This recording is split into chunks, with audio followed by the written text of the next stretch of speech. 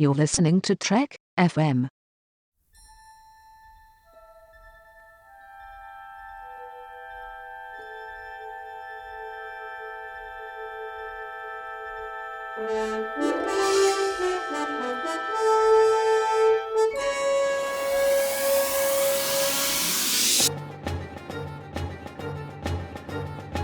Welcome to From There to Here, Trek FM's 50th Anniversary Rewatch project, where the hosts of the network get together and talk about wonderful episodes of Star Trek Voyager for you, with duplicate ships and children hugging Tuvok.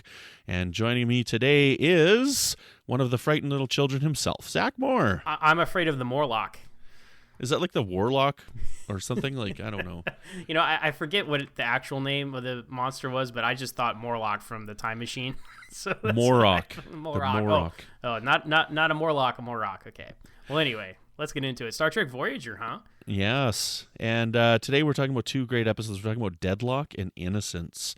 And with the episode Deadlock, the USS Voyager is traveling along, and they try and evade some Vidian ships, and they go through a mud puddle in space, and they end up with two ships, and only everything duplicates except for the antimatter. And then hijinks ensue, and people die, and it's great. We had a big discussion on this on the Ready Room 193, which was actually my first Ready Room that I was on, and this is my favorite episode of Star Trek Voyager. I absolutely love this episode. There is so much in this episode that is absolutely outstanding for me. And if you want to go more in depth, you should definitely check out that Ready Room. But some of the things that I really like about this episode is the opening teaser. You know, Voyager's notorious for having extremely short teasers of like a minute or less. And this is an almost 7-minute opening teaser. And not only that, but every single character is in the teaser. And throughout the episode, every single character has something to do that's important for the plot, and important things happen. And by the end of the first act, we've had Harry Kim die, the baby dies, we have this epic long rant by Tuvok of all the things that have happened to the ship that are bad. Honestly, I timed it, I can't remember now, but I said in the Red Room, it's like 90-some seconds of Tuvok rattling off the damage to the ship. Like, it is just outstanding and bonkers. And then in the second act, we get this weird gear shift of this second ship that they've given no evidence of before. You don't know what's going on. It's just this weird mystery.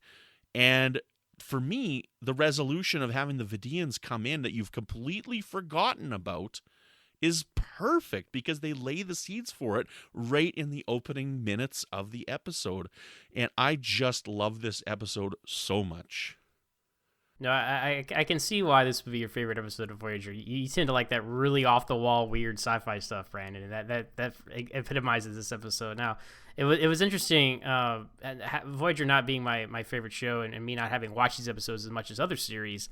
I didn't really remember everything that was going to happen here, so I'm watching this episode, I'm like, oh, so they really damaged this ship, and then they have the other ship, which is fine, and they blow this one up. Oh, that makes sense. But so I was actually surprised at the end when it was the seriously damaged Voyager that ended up being the one that got through the crisis. So I thought that was a very good twist, because you're watching it and you're like, oh, okay. Because you see, it just escalates, right? You see Harry Kim die, you see Hogan get blown up, and I guess he doesn't die. Because he appears later in the show, so then the baby dies. And you're like, okay, well they're gonna wipe all this away by just hitting the old Voyager reset button. But they do, but they don't, because those things did happen to those characters. But it's a very clever way you take the other Harry. Deep Space Nine has torture O'Brien. Well, Voyager has kill Harry, right? So they have the other Harry go with the baby and save him. That's great. I thought that was a very clever twist, and I didn't feel cheated at the end. I felt like it did have weight. Yes, absolutely. And we had this discussion as well, and they're all like, well, it's the alternate Harry, it's alternate. And it's like, no, it's not. It's not an alternate, because, and I use this example. So I've got twin daughters, okay? Now they are fraternal twins. Now fraternal means that there are two separate eggs that were fertilized, so two different human beings were created.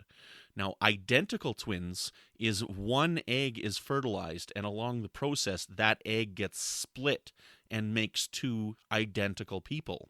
And that is what happened here. So up until the point of the split, there is one person. And when they are split, they are two identical people at that point. And then they are now going to go on their own independent lives. It is the same person. It's not an alternate. Which one's real, which one's not. There's nothing about that. These are the same ship, the same people. Everything is duplicated except for the antimatter.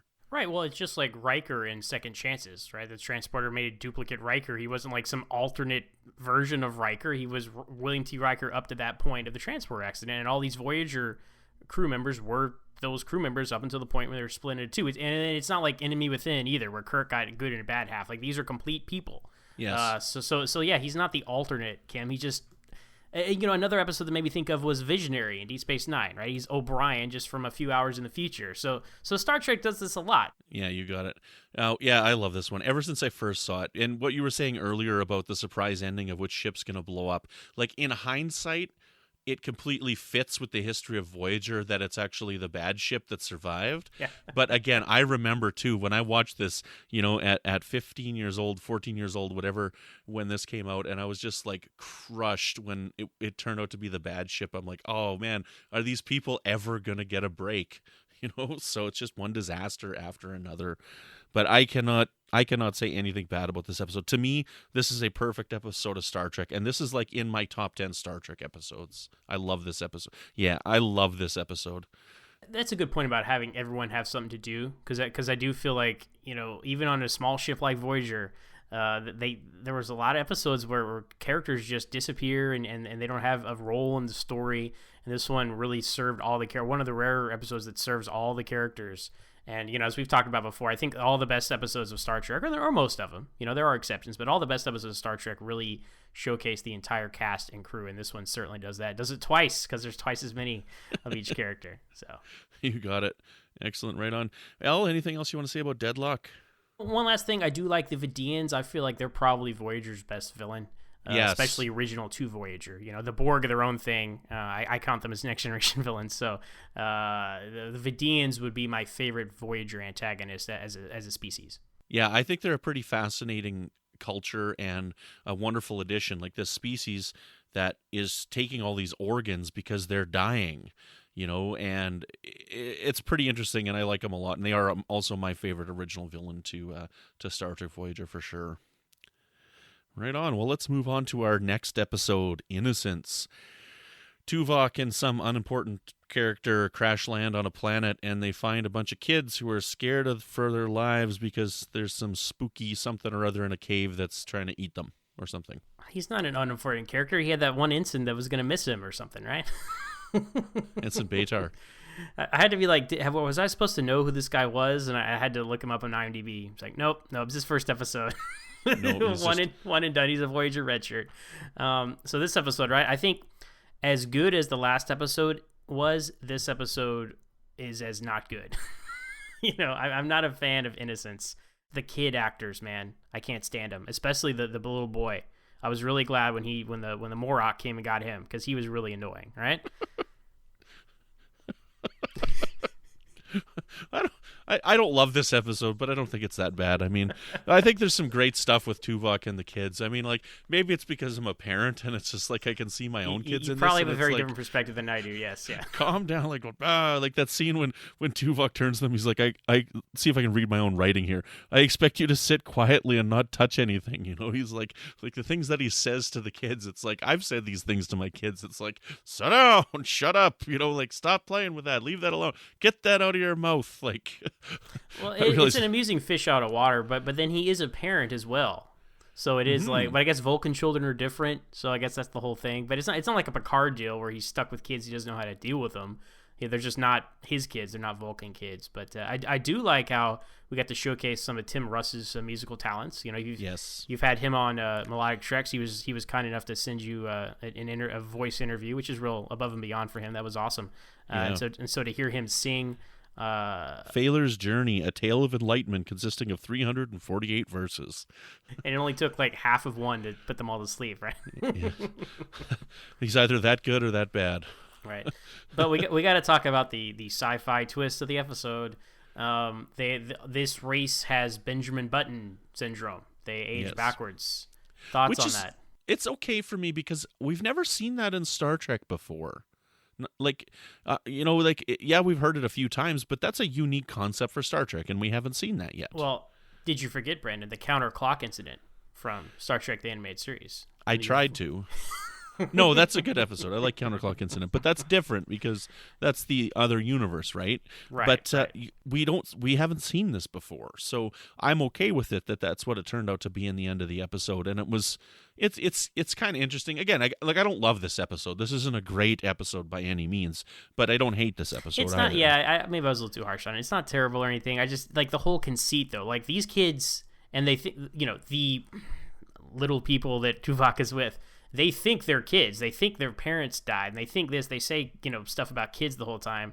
And then at the end, the head alien who Janeway's been dealing with comes down and explains everything. It's just, they get very confused at this age. I'm like, okay, what a cop out, right? They all have like Alzheimer's or something, and then suddenly the girl's like, oh, you remind me of my grandson Tuvok. I'm like, okay, all right, now I don't know. It was just kind of contrived that they didn't know they were old people. You know what I mean? Yeah, like it's misleading the whole episode, right? Because otherwise you would, I don't know, maybe you'd see the twist ending coming from a mile away. I don't know, but yeah, because it's one thing when they have a twist where it makes sense the whole way through, and you can look back and say, oh, I see all the clues. But this one's like, yeah, just disregard all that stuff they said about being kids. They're confused. So I see that you were lying to me the whole time. That's what sunk it for me. Now the main actress, the main little girl, she was a good actress. I enjoyed her and Tuvok's chemistry together. There's a great blooper reel from this episode. I don't know if you've ever seen this blooper reel from Voyager, but it's the shot of Tuvok and her going into the cave at the end of the episode, and it's an outtake, and they're going up to it, and Tim Russ just turns around and he says, "I'm not going in there," and he runs away. It's a very funny outtake. If you haven't seen it, I'm sure it's on the internet somewhere. So that's what I remember best or most fondly from this episode. That's awesome. Going back to Tuvok having children, I mean, yeah, we find out he has 4 kids, and I think we knew that he had children before, but I don't think we knew that he had 4 children, which is, it's a lot. That's kind of interesting. I mean, we know, we'll find out soon enough how old he actually is next season with flashback, right? He was actually on the Excelsior, in Star Trek 6, right? But, I don't know, it's just an interesting character development for Tuvok, and well directed, well edited, like some of the cuts where he's like tells them to calm down, and then the next cut is the kids screaming and running. Like classic 90s sitcom jump cut, yes. So those things work for me, and I always forget what this episode is because Voyager's titles are just so terrible. But when I watch it and I start watching it, it's not as bad as I remember it. It's always better than I remember it. Going into it, I'm like, oh, it's that crappy one with Tuvok and the kids. But then I watch it, I'm like, that wasn't that bad. I really enjoy mystery stories when they have twists at the end. So when they have a twist and it doesn't sit well with me, it kind of spoils the whole rest of the episode. So I felt like I kind of left like a sour taste in my mouth at the end. I'm like, oh, that's how it's going to be. But you're right. I did enjoy Tuvok. Tuvok's probably my second favorite character on the show after the Doctor. So any time we get to spend more time with him is solid. You got it right on. Well, anything else you want to say? No, Voyager's not really my wheelhouse, but I have been enjoying revisiting Voyager. That's the whole point of this From There to Here, right? To experience all of Star Trek, which you might not have experienced before. So it's working well for me. You got it. Well, where can people find you, Zach? Well, you can find me every Monday here on Trek FM with my friend Ken Tripp. We talk about the original series on Standard Orbit, our original series podcast. You can find me personally on Twitter at MoreOnZach. That's MooreOnZach. And I'm also the host of my own podcast, Always Hold On to Smallville, where we talk about that young Superman TV show. We're on Twitter at AlwaysSmallville with 1 S. And when I'm not trying to run away from the Morok because I'm so young and cute, you can find me here on the network with new episodes of Melodic Treks, which is all about the music of Star Trek. And you can find me on Twitter at Brandon-Mutala, and every once in a while I poke my head up in the Babel Conference. Join us again tomorrow as we talk about 2 wonderful episodes of D Space Nine, Rules of Engagement and Hard Time.